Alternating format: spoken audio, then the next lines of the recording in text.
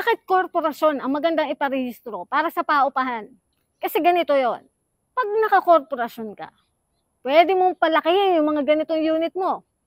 Dali mo mapapalaki yan.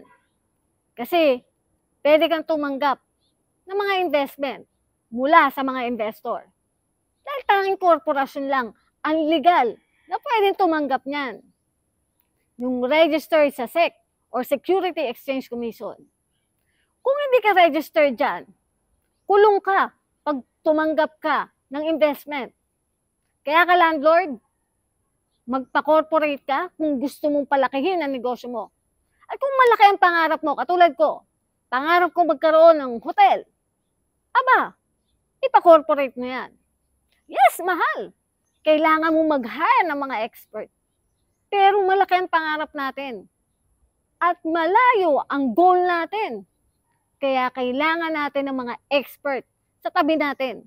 Malaki ang may tutulong nila sa atin. Naka-corporate ang kumpanya ko.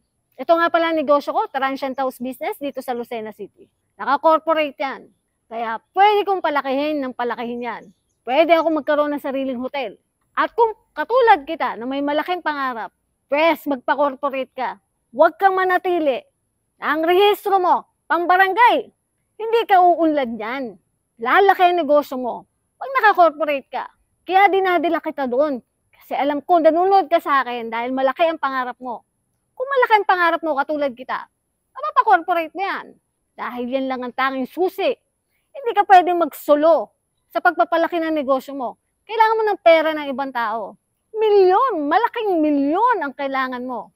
Kailangan ng investor dyan. Kaya, ngayon pa lang, kung plano mong magparehistro, at malaki ang pangarap mo, pwes, ipa-corporate mo yan.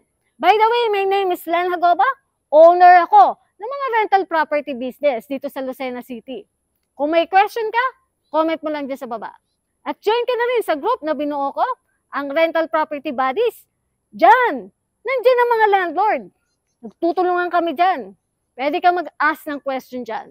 Libre ang tulungan dyan. Kaya, join ka na. See you on my next vlog.